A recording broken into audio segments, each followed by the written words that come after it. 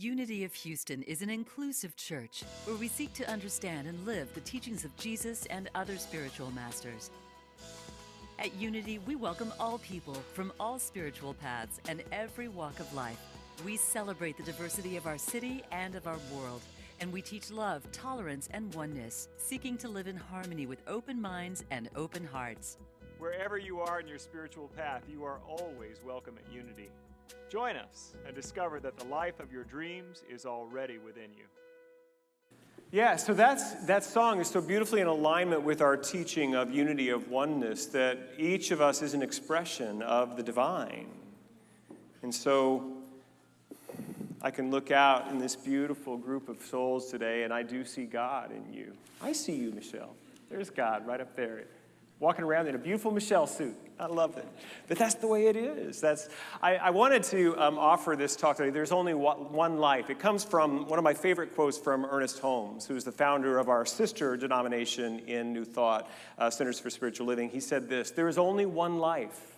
That life is God's life. That life is perfect. That life is my life now. And when we live from this consciousness of oneness, then the very power and creativity of Holy Spirit is available to us.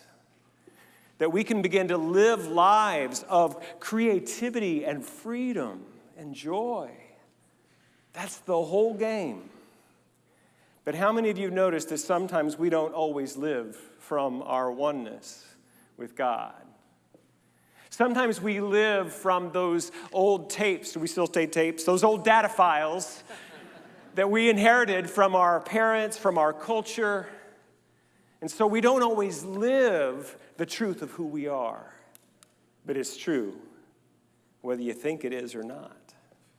And when we can align the thought of connection, of expressing God's very being as a unique, irreplaceable, unrepeatable expression of God, man. What's that saying? My mom used to say, Katie, bar the door. I don't know who Katie is, but bar the door. You know, it's like it wants to come out, and we want to be living these lives of high fulfillment, high joy. So, you know, we talk about it, but I thought I haven't given a talk about the theological underpinnings of our spiritual tradition in a long time. Oneness. And so today, that's what I'm going to do. I want to share that and what that might mean for us. The first part of my talk, I might disturb you a little bit, and that's okay. I'm here not only to comfort the afflicted, but sometimes to afflict the comfortable. And I'm here to talk about paradox a little bit. That are we here to live a life of freedom and joy and personal fulfillment, or are we here to serve each other? We'll get to that. And lastly, I want to invite you into giving your gift in whatever way you can, whatever way you feel inspired to give it. So I was in Ireland last week. I don't think I've ever been here on a Labor Day Sunday, because I was a part of the Big Sky Retreat for many, many years. That's where I met Reverend Howard Caesar, my wonderful predecessor. That's where I first came to this community, was when I met Howard there. He invited me to come sing back in 2010. And I'm no longer a part of that organization, but I thought, well, I'm kind of used to getting out of Houston about that time, so I want to go someplace cool, and I got an invitation to go to Ireland. So last Sunday, I was kissing the Blarney Stone. Humans make really weird traditions. That's all I'm going to tell you. It's at the top of a medieval castle. You have to lean over backwards, and you kiss, literally, a rock in a wall that people have been doing for thousands of years or hundreds of years. I was with my friend Janice, one of my college friends. She's living in Dublin right now, and she got there and she looked at the guy and she says, "Can you wash it?" And he said, "If you want." And he sprayed it, and then she was not able to get to the stone. So I'm happy to say I had a freshly cleaned Blarney Stone from my kissing experience. And I came back late Friday night, and I'm still a little jet-lagged. And last night at our wonderful party for Union of the Community, I was talking to one of our members who travels internationally a lot with business. And he said, "Man, when did you get back?" And I said, "Last night." He said, "How are you doing?" I said, I'm pretty tired. I'm struggling to keep sentences together." And he said, "Oh, I can imagine, "You're not speaking tomorrow, are you?" And I said, "Yeah, I am." And he's like, "Good luck." But you know, that's one of the gifts of the Blarney Stone. I'm full of Blarney today. That Blarney, the magic of Blarney is that you're able to be beguiling, eloquent, charming in your speech, not always truthful. Now that part I'm not going to be bringing today. I'm going to tell you the truth. But I'm hoping that somehow, here's the deal. Our name Unity means that we don't believe in an eternal battle between good and evil. We believe that God and good are the nature of reality. So there is no battle within me between good and evil. However, there might be a battle within me today between jet lag and Blarney. And I'm hoping the Blarney wins, so I'm able to share something that will be useful to you. Something that will inspire you to live more of your truest self into life, into the world, because in case you haven't noticed it, we need it. We need people to start showing up as that light of God that they are in bigger and brighter ways. Often, when I'm thinking about a talk that I want to give, I start with Jesus of Nazareth. He's my primary teacher and way shower. There are other traditions that I look to, but it is the teachings of Jesus that are deepest in me, that are most alive in me. And sometimes I have to unlearn what I learned about the particular teaching before I can offer it into a unity setting. And this is the disturbing part. From Matthew 25, there's a very strange story or a teaching that comes from Jesus of Nazareth. And scholars do believe that this or something like this was probably in alignment with what Jesus would have taught. It's a story about the end of times. And it says that at the end of all time, God will gather all the nations before him while he sits on the throne of judgment. And in some, the righteous he will hold on his right side, and he will say to them, "When I was hungry, you fed me. When I was thirsty, you gave me a drink. When I was ill, you comforted me. When I was in prison, you visited me." And they will say to him, "Lord, when did we ever see you thirsty or hungry or ill or in prison?" And God will answer, "That which you did to the least of these my brothers, you have done to me." And then God will take those who were not in the righteous, and on this left side, he will separate them into the goats as opposed to the sheep. I don't quite understand the shepherd metaphor, but that's what they are. Geeps and shoats. Blarney, don't fail me now. Goats and sheep. And to those who are on the left side, he will say, "When I was thirsty, you did not give me drink. When I was hungry, you did not feed me. When I was ill, you did not help me. And when I was in prison, you did not visit me." And they will say, "Lord, when did we ever see you hungry, thirsty, sick, or in prison?" And God will return to them saying, "That which you did not do unto the least of these, you did not do unto me." And the story goes on to say that they will be sent to eternal punishment, while those on the right, the sheep, will go to eternal peace and joy.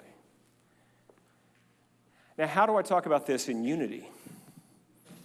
I have known this story my entire life, and it was ingrained in me that I got to get right so I can be with the sheep and go to the good place. Otherwise, I'm going to go to the bad place forever, and I don't want to go there. This message of getting right, doing the right thing, being in the right church, saying the right words, believing the right things, you got to do that or it's going to be bad. Really bad. And I was taught about the bad stuff a lot. It scared me. I remember when I was about 6 years old, maybe 7, I came home from school. I lived in a tiny town in Oklahoma, and there was no one home. And my mom was always home when I got home from school, but she wasn't that day. And I had been taught that there will come a moment when God will call the righteous home, and the streets will be empty, except for those who are left behind.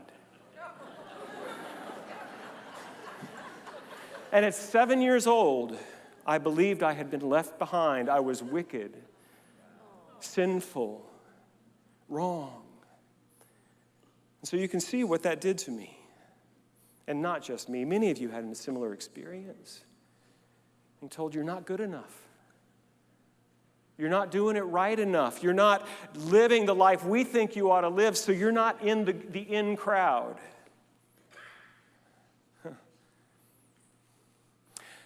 So back to our story. I was years in this teaching. I've been in the New Thought tradition, which is a non-dual spiritual tradition. I was in it for years before I ever attempted to even look at this story again, because it's so obviously dualistic.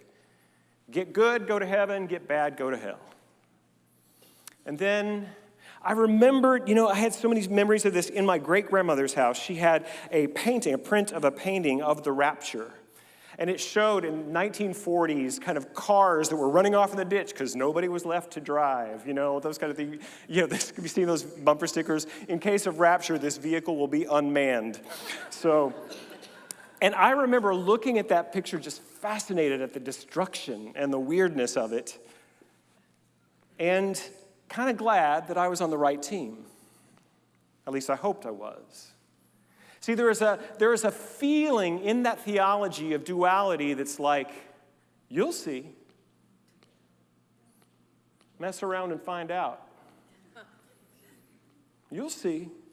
We're right. As a matter of fact, I had many preachers in my childhood who would say, I've looked at the back of the book and we win. Yeah. And many lose. I was a 19-year-old sophomore at Oral Roberts University. Many stories there, but that's where I was. Coming to terms with my sexual orientation, coming to terms with a lot of thinking, maybe I haven't really been given the whole truth here. And I began to crunch the numbers one day. See, I was also in the Pentecostal tradition, which told me that not only did you have to say the sinner's prayer, accept Jesus Christ as your personal Lord and Savior, you also had to have the confirmation of that by speaking in tongues. And I started crunching the numbers on how many people were actually going to be on the winning team.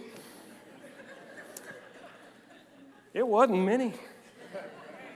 I began to realize that the story I had been taught was that 99.999% of all humanity are doomed to eternal punishment in hell. And something in me, a little spark, just went, that ain't right. That can't be true. No loving God would create a system like that. Can't be true. And it began the deconstruction of my evangelical faith, which took many years and a lot of alcohol.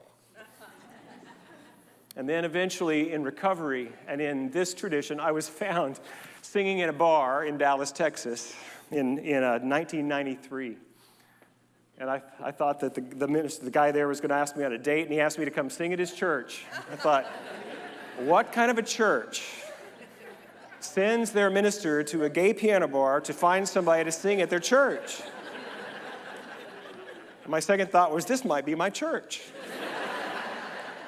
Now, over 30 years later, this tradition, this teaching of oneness, I began to learn a new way of understanding. We have a set of statements that we've adopted here. One, it's called our values. We call them being, becoming, and belonging. And our being statement says this: we live from our oneness with God and each other, experiencing abundance and connection to all life.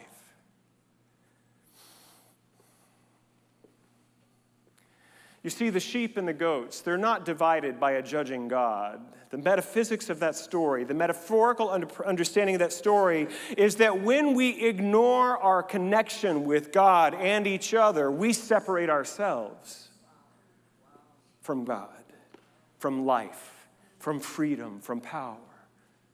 When we judge others to be others, when we place ourselves on the winning team and look at others on the losing team, we have taken ourselves out of the truth and the reality of oneness, and we begin to live as though we are separate from good. And you may think you're on the right team, but if there's another team, you have separated yourself. And so the beautiful part of that story is that if we will begin to see God in each other, that which you have done unto the least of these. And I'm so grateful for you, my beautiful Unity in the Community leadership team, Mindy, you were right there in the beginning of this as we began to talk about how can we, as a spiritual community, begin to live this principle as supporting those who are in need. And so we began, did a big survey. What are the areas we want to focus on? Homelessness, hunger, children. And for 10 years, seeing God in every person we give food to. Seeing God in every child that we give a uniform to at Pilgrim Academy. Seeing God in every homeless person that we serve at the Beacon. This is how we demonstrate our oneness, by remembering there is no other. Heaven and hell are states of consciousness in the eternal now of God. And we enter into heaven when we remember there is only one life. That life is God's life. That life is perfect. That life is my life now. And none of us does it perfectly or all the time. You know, we have an election coming up next year. I thought that would get a laugh. It's hard to live from our oneness with God and each other during an election cycle. Have you noticed? The point is to put a wedge between us and them so we know we're on the right team. Now, I highly encourage all of us as members to be good civil citizens, to begin to take up our rights and responsibilities to choose what it feels like most in alignment with our values and truth. But I'm not going to tell you who to vote for. I trust you to live that. But my job is to say, they're not on another team. All of us are in this together. Are you disturbed yet? Yeah, even that politician that came to mind right now. One with that person too. They forget they're one with God, and all of us, I forget I'm one with God, and all of us. And the invitation is to come back to that. That's it for disturbance for today, I think. I hope to inspire you. This is interesting. Our teaching sometimes gets a bad rap as being just success and prosperity for me. Like I'm here, it's a very selfish and self-centered kind of centered sort of a tradition that I use these principles to get my good. And we do believe in using spiritual principles to demonstrate financial good, health and healing, healthy relationships, absolutely, to live from that oneness with God so that I can experience a life of abundance. So which is it, Michael? Are you here about a personal life of fulfillment and freedom, or are you here about being in service to humanity? Yes. The answer is yes. And I'm here to remind you that when you live your most authentic self, when you get in touch with that calling within you to live a life of fulfillment and freedom, it stands in the way of nobody else's good. No one else is good. Your dream is in opposition to no one. Now, your ego maybe, but not your soul dream, not your calling.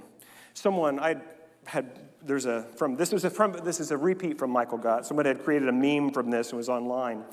There is no conflict between creating the life of your dreams and contributing to the healing of the world.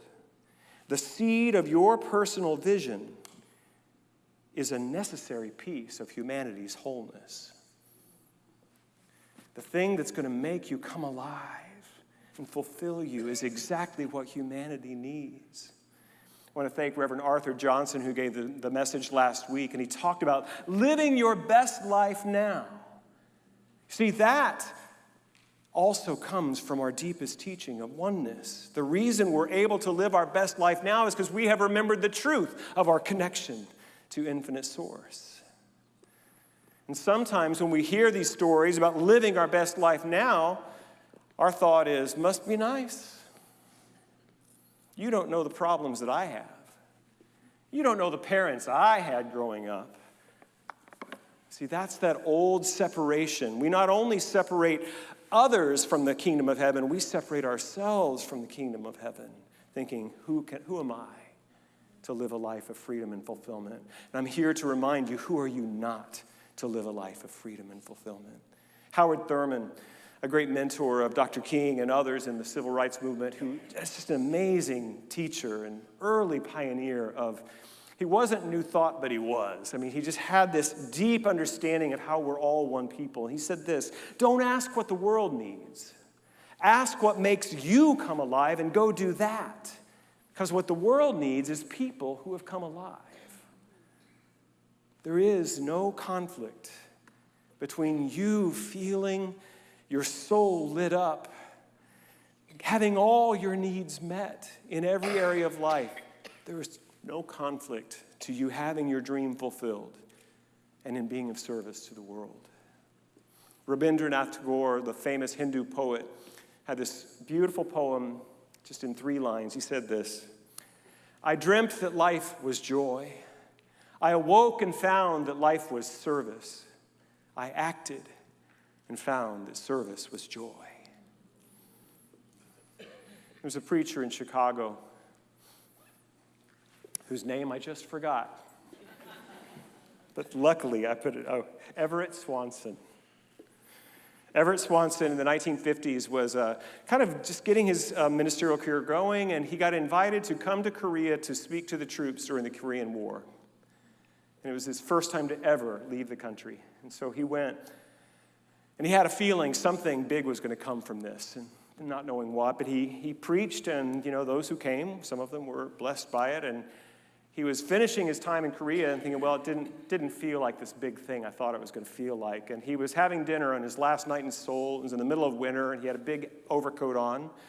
And there was he was taking his coat off as he was going into the restaurant, and suddenly a child came up and grabbed his coat and ran.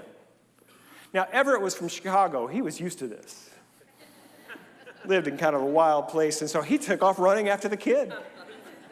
And he was chasing him around the streets of Seoul, Korea, and he turned a corner and he didn't see the kid. And he's like, where did he go? And then he sees his coat over lying in a doorway. And he goes over and he picks it up, and under that coat is a skinny, terrified child who was freezing to death. And he noticed that there were bundles of rags around, and under every bundle of rag was a skinny, terrified child.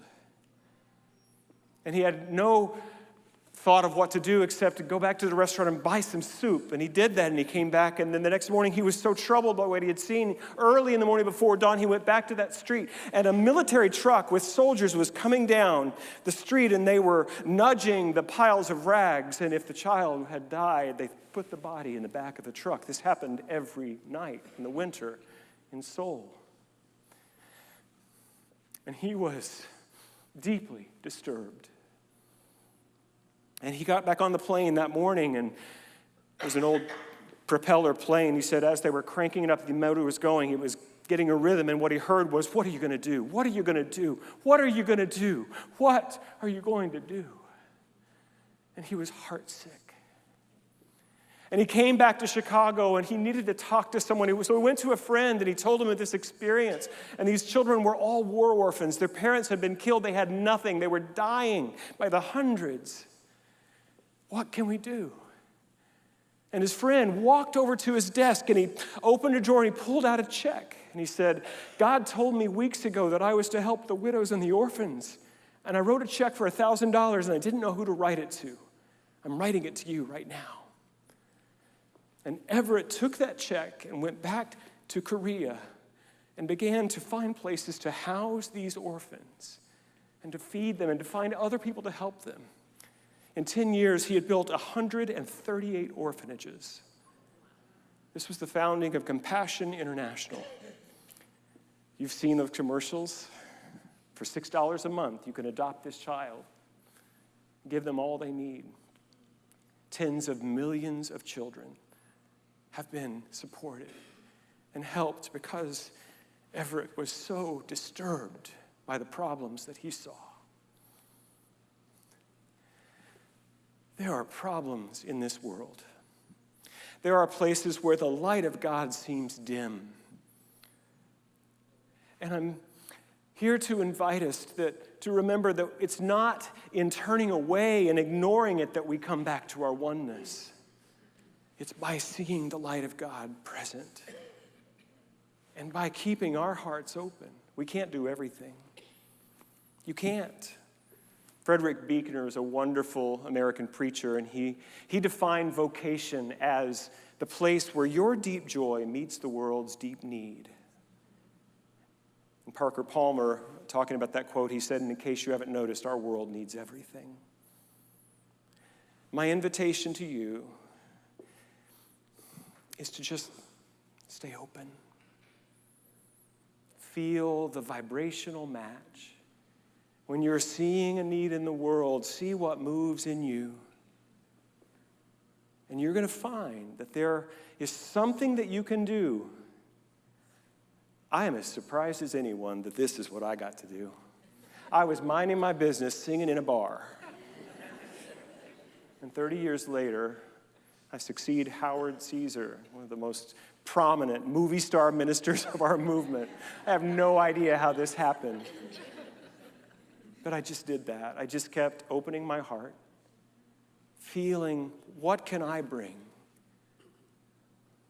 And my hope today is that I'm able to use my gift to inspire you to find yours and give it to the place the world needs that will light you up as you are meant to be lit.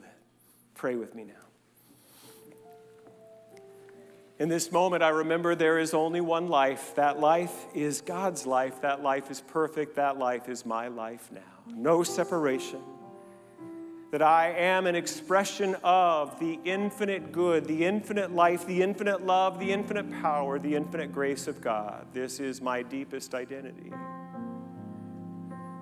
And every place where I have forgotten this truth is an invitation for me to remember, for me to come alive and come awake to this deep knowing that God is here all around and within, and that I am uniquely called and equipped to bring my gift to the world. As I speak this word for myself, I know it is true for everyone within the sound of my voice. We are all uniquely called and equipped to bring more oneness, to bring more connection, to bring more healing into the world. We do this in our marriages, in our families. We do this in our classrooms. We do this in our offices. We do this wherever we are willing to stand in this truth that there is only one life, and one power, one presence. And everyone I see is an expression of this infinite good, this infinite love. I am willing to commit my heart, to set my mind to this goal, to this task, to see everyone and everything as a place where God is, and to remember that truth and to live it more deeply for myself. I give thanks for this time. I give thanks for this community. I give thanks for this teaching. Thank you, God. And so it is. Amen. Thank you for being a part of my community. This just may be your first time here, and I'm not always like this. I am. But I don't know where you are in your life, but if you've been feeling isolated and disconnected, this is a beautiful community where you can begin to find your people who will remember the truth for you. And if no one has told you today that they love you, I love you. God bless you. Thank you for watching this message today. I'd like to invite you to join us in person here on campus at Unity of Houston for Sunday morning or Wednesday evening services. If you can't be with us here on our campus, you can still join us live on Facebook or on our website, unityhouston.org, Sunday mornings at 11 a.m. Central.